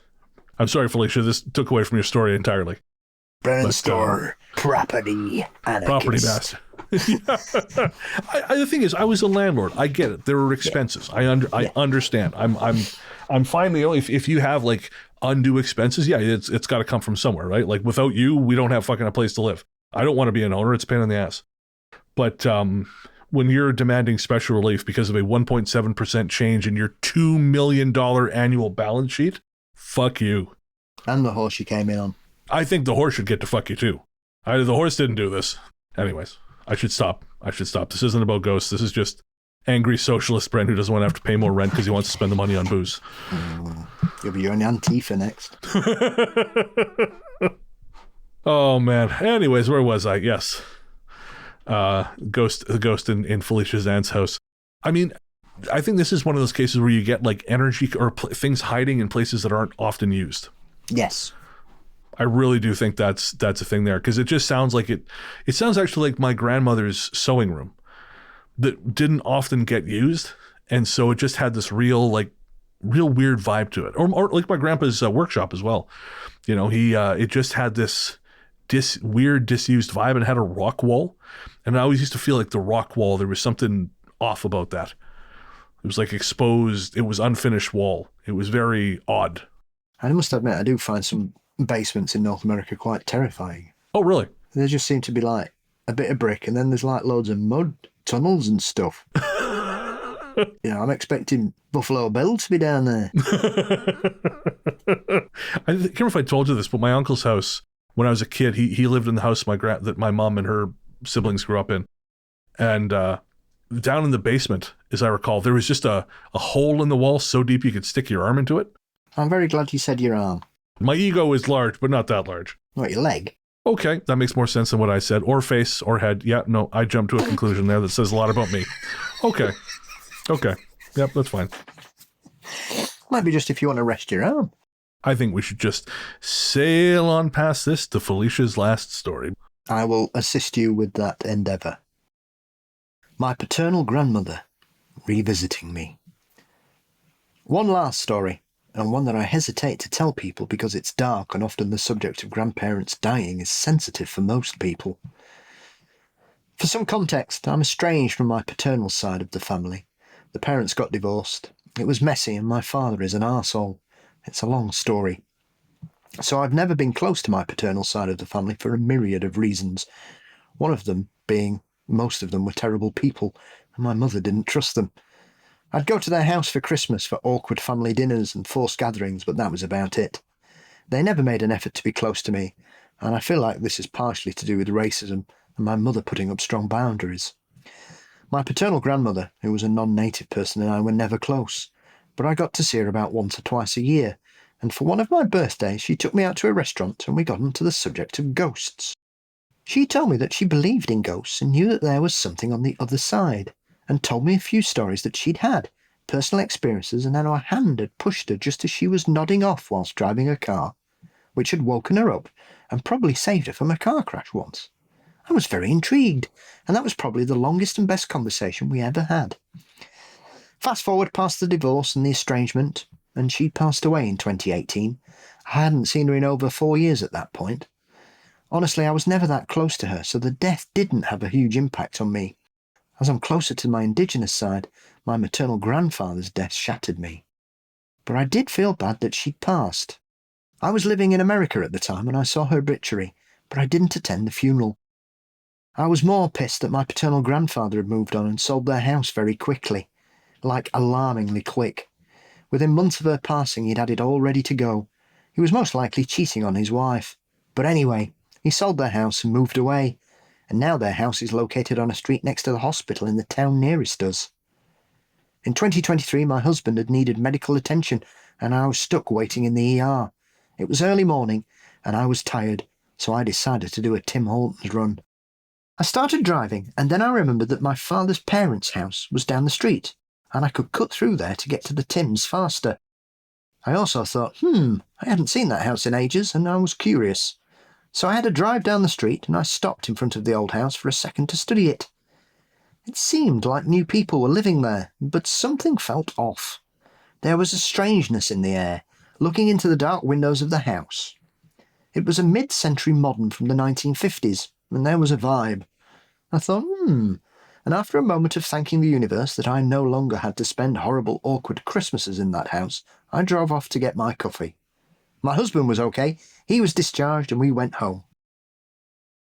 That night, I dreamt I was in the old house. The furniture was different, and it was night time. I heard my paternal grandmother's voice calling out. This is strange, but she was under the floorboards and came up from there. I was shocked to see that she was a corpse, like a zombie, and she looked at me and gasped and said, "Felicia!" I remember her climbing out of the floorboards and grabbing my shoulders. She scared me, but I could tell she was distressed, like she hadn't been able to talk to anyone in ages. She told me that she was confused and lost, and she didn't recognise the house or the people in it, and she was wondering where had everybody gone. She didn't understand what was happening. I steeled myself and got over the shock of her appearance, and then I told her that time had moved on. I asked her what she meant, and she asked where the family members were. I woke up very suddenly from this dream, although I didn't open my eyes, and this was because I felt a presence in the room. I very clearly remember feeling someone standing over me at the side of the bed, so I knew someone was there. I didn't want to open my eyes because I was afraid that she'd be standing there looking like she did in my dream, so that meant I kept them shut, and I tried to act like I was sleeping. I eventually fell back asleep, but that looming presence never left. This isn't unique to me. There are other people in my culture who dream, and when they do, it's like a twilight state of living. It doesn't feel like an actual dream where you're stuck reliving grades in school or something random. It's like being in another world. It's hard to describe, but I know exactly when I am having one of these twilight dreams, when I'm half awake and asleep. They call it travelling, and you can see ghosts and spirits in this state and talk to them. I knew that I was travelling and legitimately believed her spirit did speak to me. When I fell back asleep, I was back in the house, and she was there, but this time she was more like herself. Not as scary. However, she did meet me with the same urgency and told me that I had to help her, that she needed help.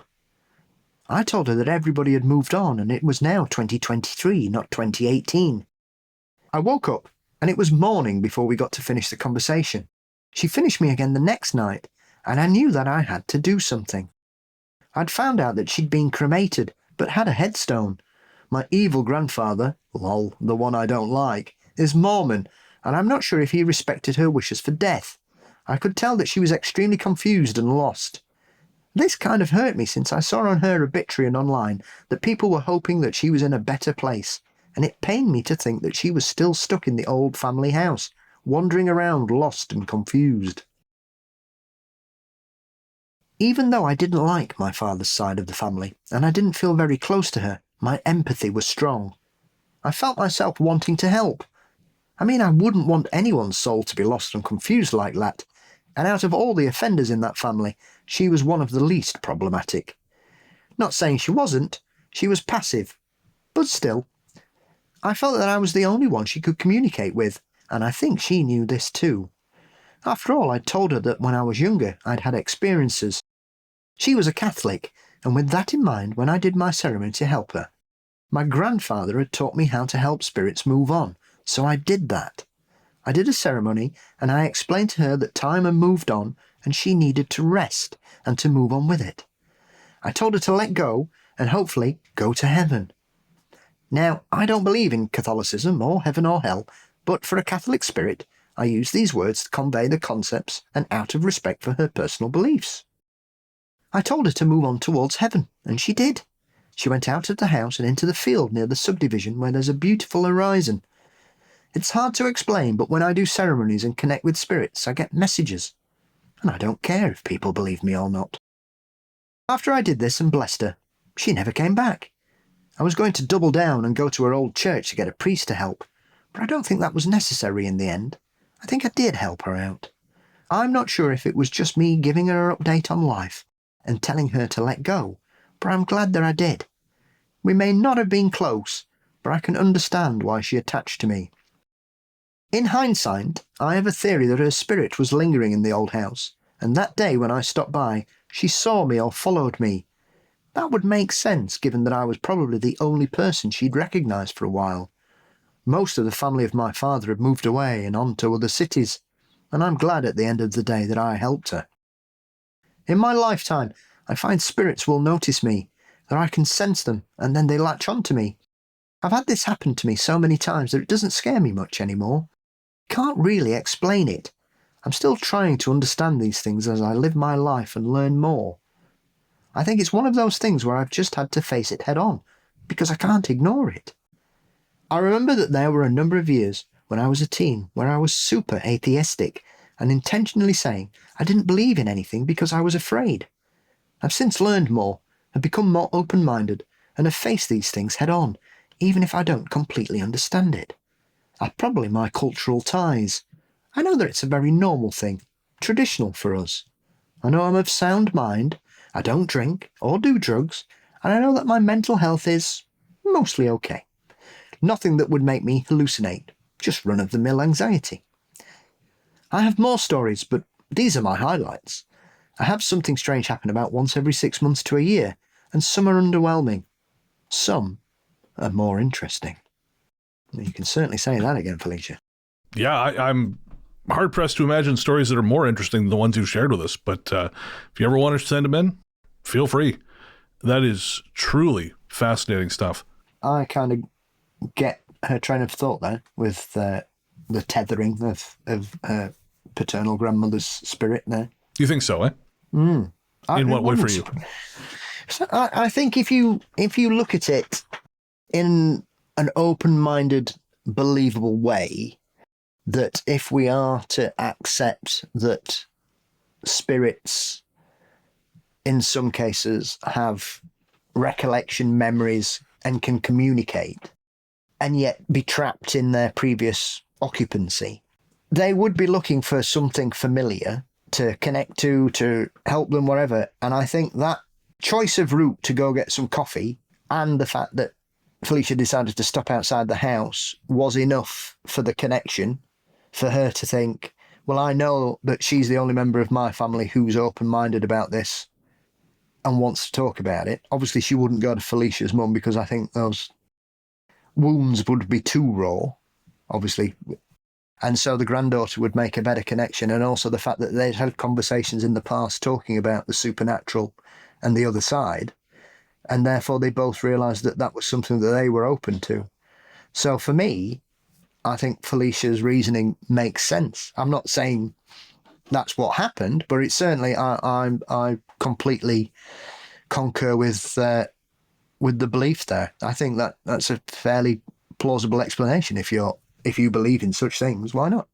Oh, 100%. I do think there is absolutely that resonance between people. I think living or dead, we are drawn to the people like us.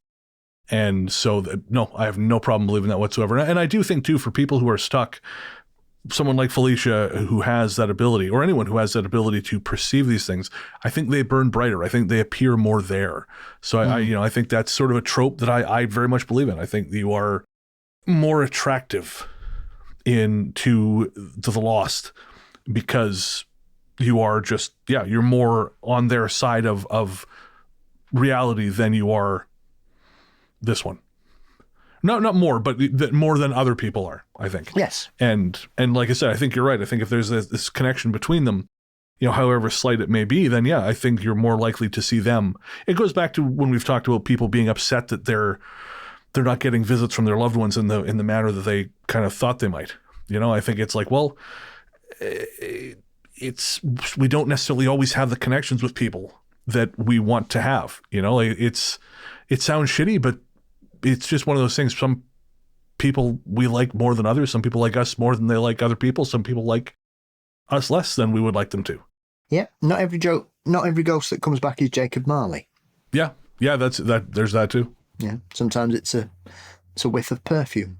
Yeah. Oh, that's the other thing. Yeah, you never know how these things are going to come. You can't have an expectation because you're dealing with something fundamentally unknown. If you, actually, Nick and I were talking about this today because she, we were talking about how when she was a CSI in the UK, she wanted and then moved here. She wanted to get back into working in that role, and because of the way things are over here, she couldn't do what she'd done there here.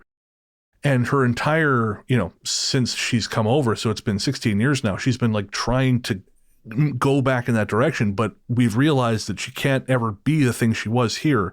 And now she's ended up in a situation that it still deals with all those things, but it's not exactly the thing she wanted, but she's very happy with where she's ended up. And I was saying that I think a lot of people, they get a version of the thing they want, like the thing that's closest to what they can possibly get, with the other compromises in their life, but they're not happy because it's not exactly the one thing they said in exactly the way they wanted it.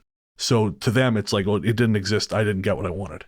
Yeah, absolutely. Sometimes we spend too far looking back rather than accepting what we've got and doing what we want to do, really, I think.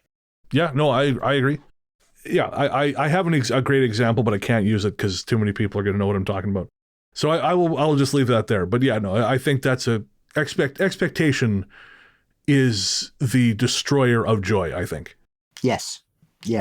But in this case, my expectations were more than met by Felicia and Senia's stories, and I am deeply grateful to both of you for sending them in. I think we've kicked off season 10 in the best possible way.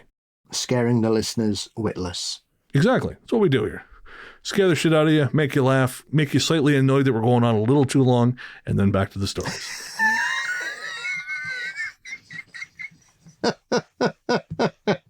Just you crowbarring your woke agenda in.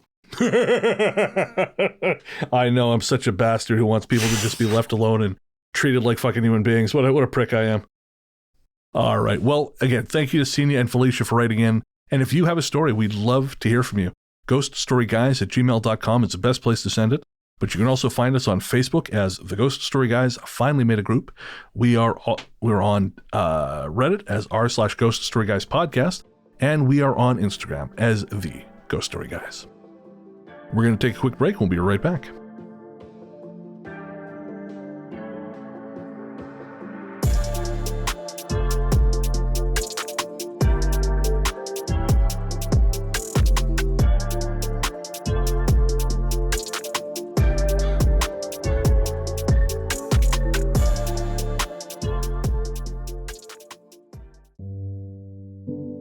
Hey there, listeners. Before you reach for that skip 15 seconds ahead button, I promise you this isn't an ad. We wanted to take a minute to talk to you about mental health. On this show, I've always tried to be as honest and open as possible about my struggles with depression and anxiety, because even though we've come a long way towards acknowledging the very real damage these things can do, there is still way too much lingering stigma about reaching out for help. And when you start to feel like there's no help, it's easy to start feeling like there's no hope.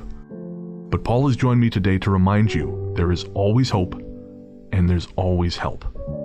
We're not going to try and talk you out of self-harming right now, because we know that's not how it works.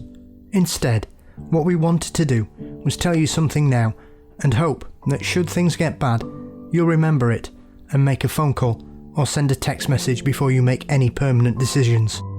As someone who knows all too well just how important mental health can be, it's never too late to reach out. In Canada, the number to call is 133-456-4566. In the USA, the new number to call is 988. That's 988.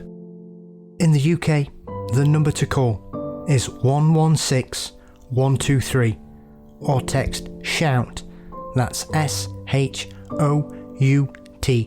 to 85258. In Australia, the number to call is 131114. However bad shit seems, it will pass. And no matter what your brain might be telling you at any given moment, and believe me when I say I know this intimately, there are people who love you and people who care deeply about how you treat yourself. Should a time come when you find yourself despairing, please know that we've both been where you are, and there is a way back to the world. Take care. Welcome back. The Ghost Story guys are Mark Semler, who helps manage our Facebook community, Luke Greensmith, who helps find our stories. He's also host of the Luke Lore podcast, available everywhere. Find podcasts live. Our paranormal conductor is Mr. Brennan Storr. And of course, my friend and co-host is the one, the only, the inimitable Paul Bestel, the paranormal Johnny Carson himself, host of Mysteries and Monsters. Paul, what's coming up on M&M? Man-eating plants. Plants that eat people. Feed me Seymour. Yes. Hundreds of stories of these from around the world. And Kevin J. Gould, who's been on a couple of times previously, has written a whole book collecting newspaper accounts of these legendary stories from every continent. And you'll quickly discover that the man-eating tree of Madagascar is not alone in the world of carnivorous plants. And so we dive into some of those with some horrendous plant-based puns involved as well, which started as an accident, and then we both seem to get excited trying to crowbar them into the conversation. I expect nothing less. So yes, I'll be diving into the legends of man-eating plants. Very cool. Well, I'm excited to hear that one. And where can everyone find you online? You can find Mysteries and Monsters across most social media platforms and podcast sites. Fabulous. I'm Largely the Truth on Threads, Instagram, Blue Sky. And if you want to hear me or read me nerding out about movies, you can follow me on Letterboxd. You can also find my horror fiction show, Fear Daily, everywhere. Find podcasts live. And you can also hear me narrating audiobooks on Audible. Yeah, I read not only my own book, A Strange Little Place, The Paranormal Secrets of Revelstoke, British Columbia, but the series These Haunted Times, written by Ruth Roper Wilde. Again, you can find me narrating those on Audible. Paul, my friend, any guest spots coming up? Well, I've been falling around. I thought, why not over Christmas? So I'm guested on the first part of a conversation with Kate Ray on Hare in the Hawthorn, talking about poltergeists. And we'll be doing the second part of that because her internet collapsed. And so we had to sort of shelve that. And I will also be appearing on an upcoming episode of Into the Fray, which should be out, I believe, by the time this hits the airwaves for the older listener there. And so, yeah, those two. And I will be returning to join my friend Bob Brown in the new year in regards to appearing on his show. But once I know that's all up and running, I shall let you know. I've got a couple of others in the pipeline, but I think people are sick to death of me after appearing on 2 shows in a month. I might give it a few weeks. I've appeared on Where Did the Road Go twice in a month, man. You're fine. We cannot get sick of you. I wouldn't worry about that. Well, thank you very much. And as for me, yeah, I've been on Where Did the Road Go? I was on an episode with Saxon talking about shadow people. We had a really interesting conversation, including one that went into the Patreon bonus, talking about diphenhydramine, the people who use Benadryl to have hallucinations, often of shadow people. And what I thought was really fascinating, some of the reading I did on that, is they still don't understand the mechanism by which those hallucinations are had. They know that, they know how things like entheogens, like psilocybin or LSD, they know how those cause hallucinations. But scientists are still trying to figure out how diphenhydramine Benadryl can cause hallucinations. They just have not isolated that mechanism, which I thought was really interesting stuff. So I was on that, and I think that's it. And of course, if you want to hear any of mine and Paul's guest spots, they're all archived at ghoststoryguys.com. There's a blog there where you can find both of our appearances, and you can also find my appearances archived along with some writing of mine now at largelythetruth.substack.com. Do you not think they should have worked out why Benadryl makes people hallucinate before they put it out for sale? Well, that is a great point. I don't know if they expected people to take like 12 of them at one time. Because really? That seems... Really? Okay, I wouldn't have expected that, but then, I am naive in such matters. I've seen enough documentaries about the American pharmacy industry, mate. Just go huff glue. It seems easier. I'm not don't huff glue. Don't do that. That's a bad idea. Don't do solvents. Blech. No, don't do solvents. But I'm just saying, it just seems easier than taking 10 Benadryl. Why do you want to see the fucking Hat Man anyways, man? Most people spend their lives trying to get away from that shit. And you guys are here just downing handfuls of pink magic to go knock on his door. They're the kind of people in horror films where somebody hears a funny noise in the basement and they're the ones that go, let's go see what that is. No. Yeah, let's go neck first. Yeah. Let me have some Benadryl to commute with the other side. So yeah, don't take 10 Benadryl. Don't do solvents. But do find our appearances at ghoststoryguys.com. No Benadryl required. No, exactly. No, zero Benadryl required. And if you want to have hear more conversations like this between myself and Paul, of course, you can head to our Patreon by clicking the link in the show notes or going to patreon.com/ghoststoryguys. We have bonus conversations where we'll yak about shit like this or movies or music or whatever for up to an hour, usually once a month. And then I also do bonus shows where I will read spooky articles and comment on them. Or again, as I mentioned in the A segment, I've been reading Hans Holzer's Ghosts I've Met for listeners and becoming increasingly infuriated at what a publicity whore Hans Holzer is. Was, yeah. Unless you know something that we don't. Ladies and gentlemen, Hans Holzer. No. I just take 10 Benadryl and I start talking in his voice. The haunting was very interesting. That guy was such a dong. Anyways, you have to become a patron to find out why I think Hans Holzer was a dong.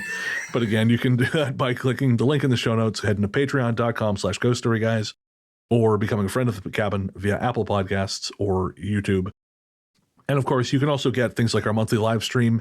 And if you're really nuts, you can sign up to become part of a little something that's pretty close to our hearts, even closer than the regular patrons.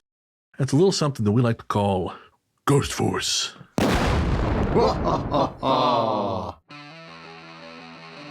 That's right. Patrons who sign up at the $20 level are members of Ghost Force, an eternal order of knights holding back the tide of darkness simply with handfuls of Benadryl. Might have to start calling this episode Handfuls of Benadryl. This time around, the members of Ghost Force are Atham Saragon, Amy Chamberlain, Beth Riley Cadwell, Beth Whitaker, Crazy Mom Canada, CT, Dexterous, Eric Abel, Hannah Brown, Jade Moores, Jenny Bonanani, Jenny Bonanani, Jenny Bonanani, Jennifer Mullen, Joseph Como, Kissing Kate Barlow, Liam Hudak, Mara Noriega, Mark Semler, Marilyn Hanson, Michelle Randall, Peter Gunn 08.5, Robin Teen, Rockin' Ronnie Shenanigans, Shannon Steyer, Trash Panda Kids, Trent Cannon, Zippy, oh! You are the few, you are the spooky, and like two of you are going to understand why Paul just made those noises, and I love it. Oh, yes. It gets worse. You are Ghost Force. Oh, oh, dear me. Oh, for real, guys. Again, we appreciate every single one of our patrons, past, present. But Ghost Force, you are a special breed, and we love you dearly. Thank you so much for your support. And of course, if you'd like to have your name read out in that periodically unhinged segment, you can do so by becoming a member of Ghost Force on Patreon. And again, you can make us say just whatever you want. You can make your name almost whatever you want. I'm a giant whore, and I'll say just about anything. Paul is slightly less of a whore. He has a few more standards than I do. But you pay $20, brother. You go for it. That's just what Zippy would do. There you go. Oh, yes. WWZD. What would Zippy do? All right. Well, again, if you want some Ghost Story Guys merch, you can head to our website at ghoststoryguys.com. We have all kinds of cool stuff, stickers, t-shirts, mugs. You'll also find all our show notes there and our public appearances linked as well. Our theme song is Radio, Into the Darkness We Go. It was composed and performed by Peter Kursov of Pizzanta Music. You can find Pizzanta Music streaming everywhere you get your tunes. And that, of course, is streaming courtesy of Night Harvest Recordings, the Ghost Story Guys house label. And I think that's going to do it. We'll be back next week. But until then, off into the wilds of 2026 we go. Yeehaw!